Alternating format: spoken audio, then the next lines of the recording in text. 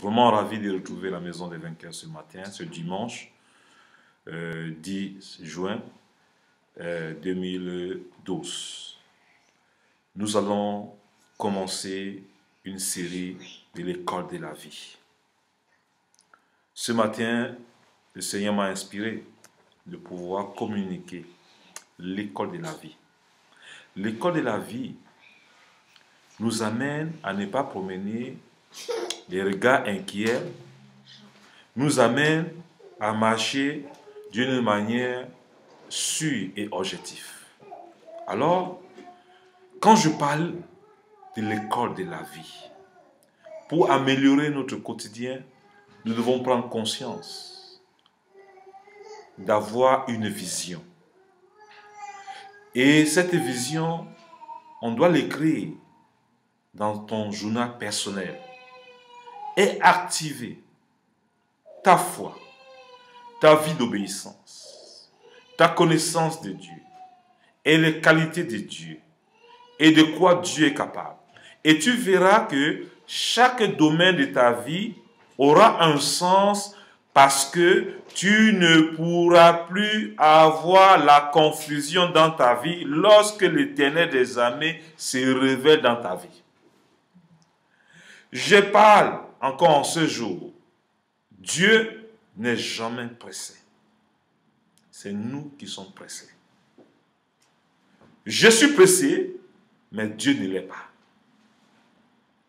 Dieu ne l'est pas parce qu'il veut mon bien, parce qu'il veut ton bien.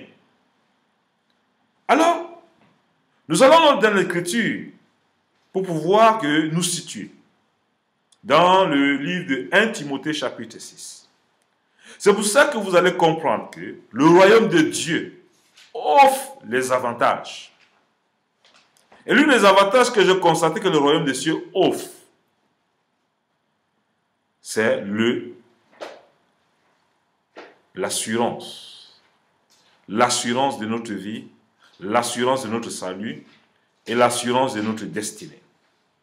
Nous y sommes dans 1 Timothée chapitre 6 verset 6.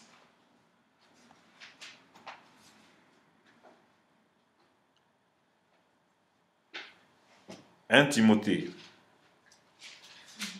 chapitre 6, verset 6.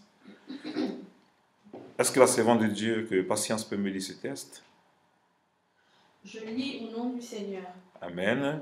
La piété est pourtant une grande source de profit quand on se contente de ce que l'on a. Alléluia. Parole du Seigneur. Le royaume des cieux nous parle du contentement. La guerre commence dans notre esprit lorsque nous ne nous contentons pas de ce que Dieu nous donne. Lorsque je jette mes regards en arrière,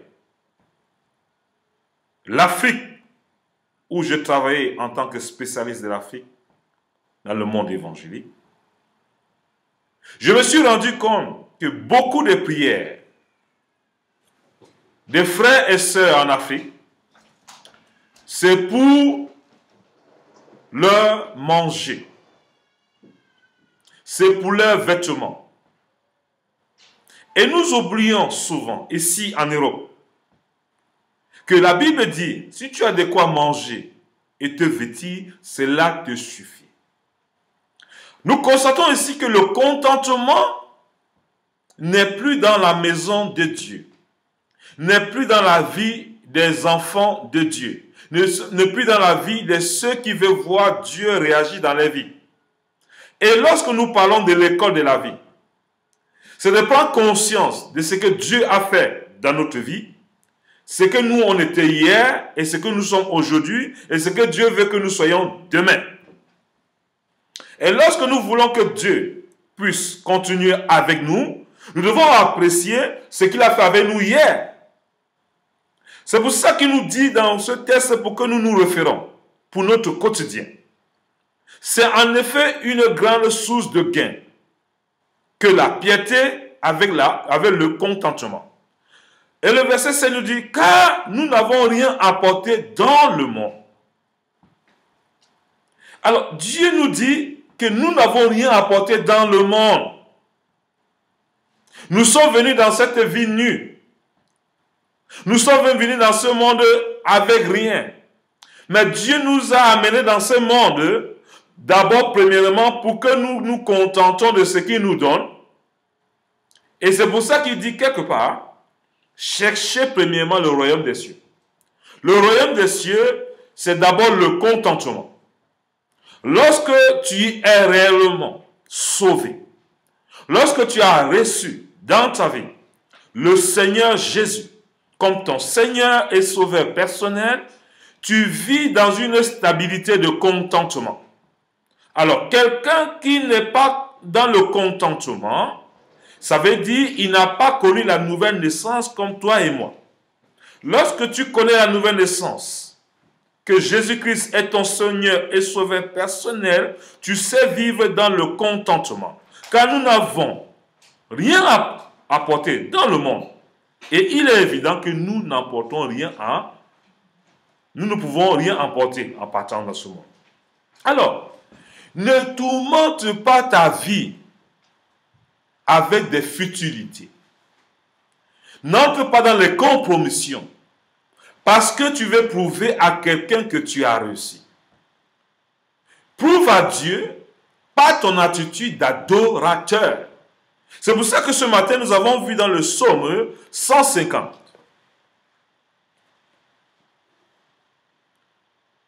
À partir du verset 1, il nous dit, louez l'Éternel, louez Dieu dans son sanctuaire.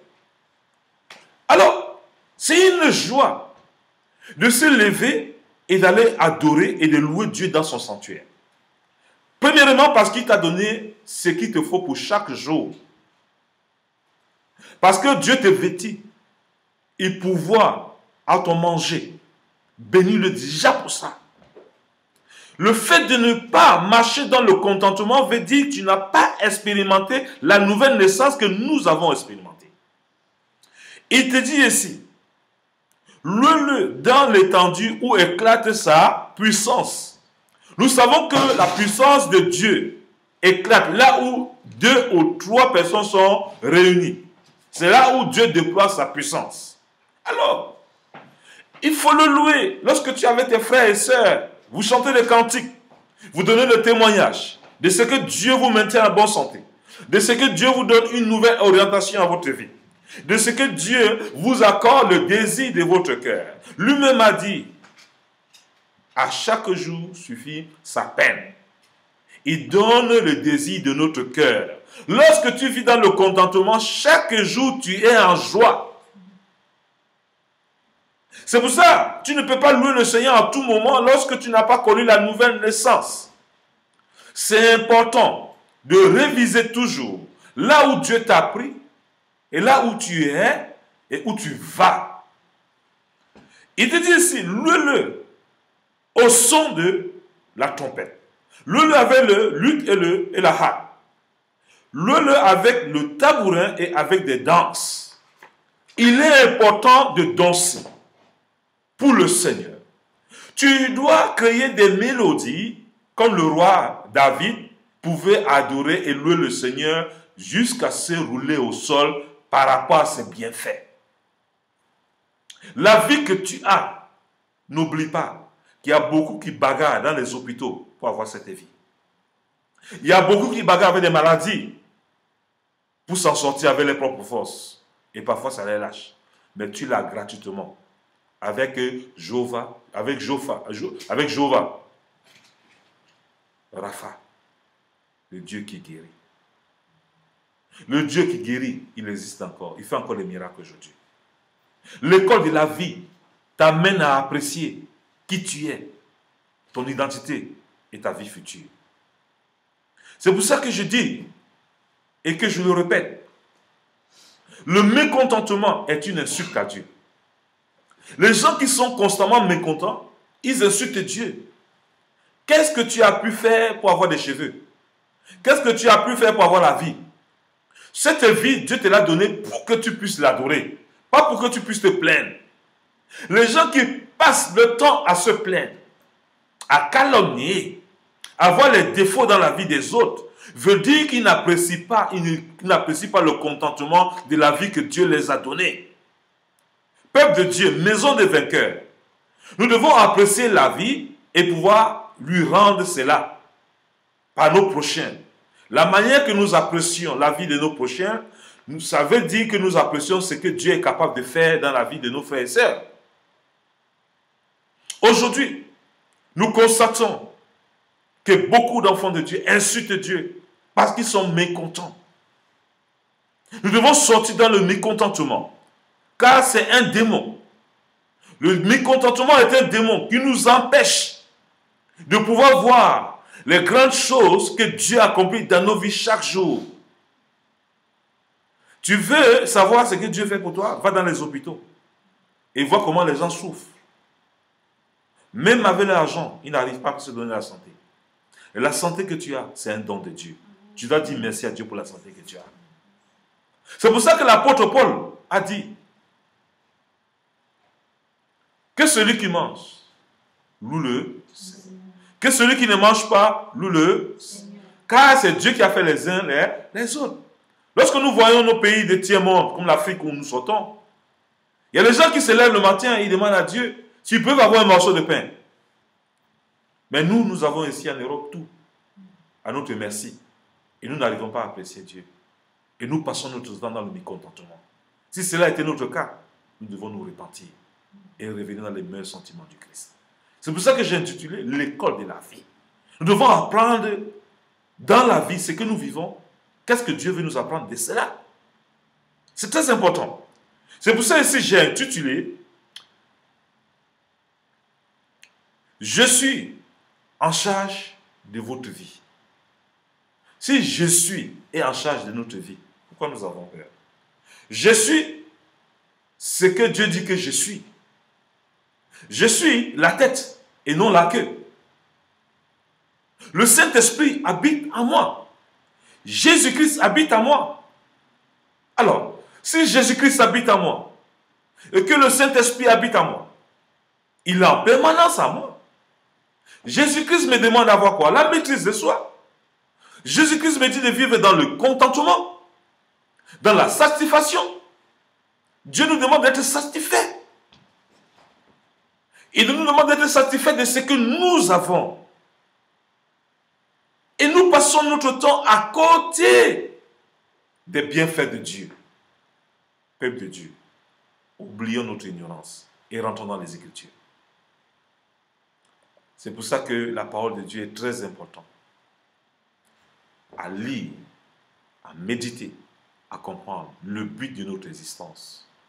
Nous avons été créés pour adorer le Seigneur et non pour se plaindre. Nous avons la vie pour témoigner aux autres que Dieu nous aime tel que nous sommes. Nous avons la vie pour dire aux gens, vous tous qui êtes fatigués, venez. J'ai quelqu'un qui peut t'aider à porter ton fardeau. J'ai quelqu'un qui peut t'aider à sortir des difficultés que tu as. J'ai quelqu'un qui peut te donner le sourire. Là, il n'y a plus de sourire. J'ai quelqu'un qui est capable de restaurer ce qui est restauré dans ta vie. J'ai quelqu'un qui est capable de te donner la joie. J'ai quelqu'un qui est capable de te donner un mari. J'ai quelqu'un qui est capable de te donner des enfants. J'ai quelqu'un qui est capable de te donner une femme.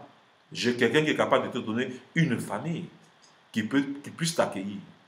Aujourd'hui, Dieu nous dit, si nous perdons mère, père, enfant dans ce siècle, il va nous donner dans ce siècle et dans le siècle à venir. Pourquoi tu t'inquiètes? Pourquoi tu marches dans le mécontentement?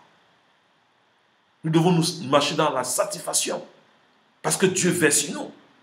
Il ne permet même pas qu'une seule chevelure se pète sur notre tête. C'est lui qui veille sur nous. Pourquoi nous pouvons croire que le diable peut nous atteindre? Pourquoi nous pouvons croire que les démons peuvent nous atteindre? Le fait de croire que les démons peuvent nous atteindre, c'est vivre dans le mécontentement. Lui, il a dit, il est le bon berger. Dites après moi, Jésus est le bon berger. Jésus est le bon berger. Alléluia. Le berger ne nous laissera pas entre les mains du dévoreur. La seule chose qui va permettre que le dévoreur puisse atteindre ta vie, c'est lorsque tu sors de la bergerie du Seigneur. Dans la bergerie du Seigneur, il y a la protection. Dans la bergerie du Seigneur, il y a la provision. Dans la bergerie du Seigneur, il y a la sécurité. Dans la bergerie du Seigneur, il y a toujours à manger. Dans la bergerie du Seigneur, il y a toujours les vêtements pour se vêtir. Dans la bergerie du Seigneur, il y a les frères et sœurs. Alléluia. Alors, nous sommes dans un championnat où nous allons avec la victoire. Dans ce monde, nous sommes dans la bagarre. Et nous ne devons pas combattre avec la chair, mais avec les âmes que Dieu donne. Et je vous ai dit, l'école de la vie, tu as besoin des fruits de l'esprit pour vaincre dans cette vie. Parce que dans cette vie, les mêmes gens qui portent le titre de docteur comme moi, ils vont laisser la bergerie pour aller chercher les âmes du mercenaire. Les âmes du mercenaire, c'est quoi? La destruction, la calomnie, la jalousie qui nous détruit, chers serviteurs de Dieu. Nous sommes venus dans ce monde avec rien. Et nous retournons auprès du Seigneur, retrouver nos couronnes. Parce que nous n'avons servi véritablement. Si nous apprécions pas ce que Dieu est capable de faire avec nous, le diable va nous disqualifier de la bergerie du Seigneur. Le Seigneur nous a appelés. Lui-même, il nous a équipés. Mais il nous demande de le laisser afin que lui veille sur notre vie. Si tu es fatigué, comme le fils prodige, qui est sorti de la bergerie, la protection de son papa, il a eu la leçon dans la vie. C'est pour ça que la vie, c'est une école. Il s'est retrouvé en train de manger là où il n'avait jamais imaginé qu'il pouvait manger, dans la poubelle, dans la porcherie. Mais quelque part, il a eu le courage de se repentir et de revenir vers son papa. Et quand il est revenu vers son papa, comme le bon berger ne met personne dehors lorsqu'il revient, son papa a apprécié le courage de son fils. Son papa n'a pas rappelé à son fils ce qu'il a fait comme catastrophe. Mais son papa lui est vêtu, a organisé un festin. C'est pour ça qu'il nous dit dans le livre, les sons, louer le Seigneur avec des danses. Il organisait un festin. Dites après moi, un festin. Un festin. Il a fait une fête à l'honneur de son fils. Parce que son fils croyait qu'il y avait la vie dans la désobéissance. Qu'il y avait la vie en dehors de la sécurité de son papa. Mais il s'est rendu compte, avec la vie, que la sécurité se trouve à l'Éternel des armées. Bien-aimé, je ne sais pas combien de fois tu vis en dehors de la sécurité du Seigneur. Mais Jésus a versé son sang, afin que son sang nous protège. Tu as besoin de protection, tu n'as pas besoin d'aller chez un féticheur, chez un marabout. Invoque seulement le sang de Jésus. C'est une protection sur ta vie, sur la vie de tes enfants. Invite juste le sang de Jésus. Il va venir te sécuriser là où tu te trouves. Tu es en prison, tu n'as pas de liberté. Mais laisse-moi te dire qu'il y a un Dieu pour tout le monde. Quel que soit ton péché qui t'a envoyé en prison, sache que le pardon et le sang de Jésus peut pardonner ton péché et Dieu va oublier ton passé. Et ton nom sera écrit dans le livre de vie et Satan va écrire ton livre dans le livre de mort. Mais toi, décide aujourd'hui de ne plus marcher avec les âmes de Satan. Et commence à travailler et marcher avec les âmes de Dieu. C'est pour ça que je dis l'école de la vie est une bonne école. Nous devons apprécier comment le diable a essayé de nous distraire. Mais lorsque nous revenons dans le Seigneur, et lorsque nous revenons à la bergerie, utilisons les âmes nécessaires pour avoir une vie meilleure. Ne convoite rien, tu ne vas rien amener lorsque tu vas mourir. Pendant que tu convoites, tu peux mourir en train de convoiter. Et la convoitise, Dieu ne t'a pas créé pour convoiter, mais pour l'adorer. pour le louer pour ses bienfaits. Donc ce matin, aie le courage. Tu vis pour le Seigneur, tu ne vis pas pour quelqu'un. Tu ne vis pas pour te montrer, mais tu vis pour la gloire du Seigneur. Même si tu es seul, tu n'es pas seul. Le Seigneur est avec toi. Le Père, le Fils et le Saint-Esprit, vous êtes quatre. Tu n'es plus seul. Quand tu adores le Seigneur, vous êtes quatre. Rappelle-toi des Méchants, Shadrach, Abednego. Alléluia. Dans le temps des feux. Dieu ne les avait pas abandonnés.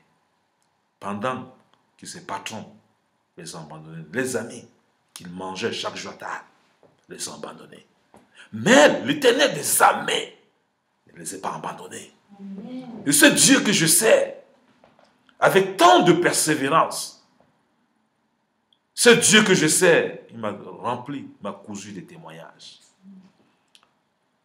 Il y a de cela 2 ans, j'ai fait un accident mortel en Côte d'Ivoire, en bas d'un bus. Tout était projeté pour ma mort. Mais Dieu n'a pas permis que je meure. Il a permis que je vive. Pas pour me glorifier, mais toujours l'exalter et le glorifier. C'est pourquoi, si tu me détestes, tu penses à moi. Tu m'aimes, tu penses à moi.